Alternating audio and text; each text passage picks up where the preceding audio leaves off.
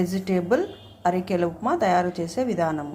Millets అరికెల ఉప్మా తయారు చేయడానికి ముందుగా అరికెలను బాగా 4-5 సార్లు బాగా కడుక్కోవాలి.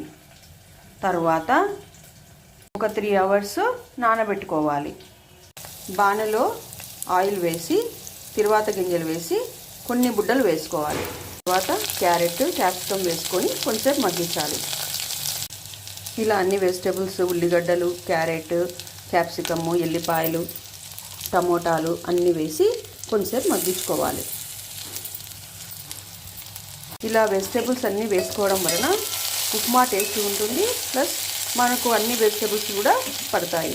దీనికి 1కి 2 బియ్యం మాదిరి ఎసురు పడుతుంది. పసుపు, ఉప్పు, అల్లం పేస్టు వేసుకోవాలి. మనం నానబెట్టుకున్న వాటరే పోసుకుంటే దాంట్లో విటమిన్స్ ఉంటాయి కదా, అవి అట్లే ఉంటాయి. నేనైతే ఓవర్ నైట్ నానబెట్టుకున్నాను. లేదనుకునే వాళ్ళు 3 అవర్స్ ముందరైనా 2 అవర్స్ ముందరైనా నానబెట్టుకోవచ్చు.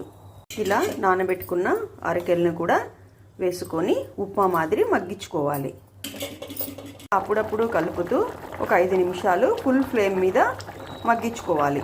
ఆ వాటర్ని అబ్జర్వ్ అయినాక చిన్న మంట పెట్టుకొని మగ్గించాలి. ఇలా మధ్య మధ్యలో బాగా అడుగు నుంచి కలుపుతూ ఒక 15 నిమిషాలు మగ్గించుకోవాలి. మూత మూస్తూ మగ్గించుకోవడం వలన విటమిన్స్ పోకుండా ఉంటాయి. లాస్ట్కు కొత్తిమీర వేసుకొని కలుపుకొని స్టవ్ బంద్ చేయాలి. అంతే, వెజిటేబుల్ అరికెల ఉప్మా రెడీ అవుతుంది.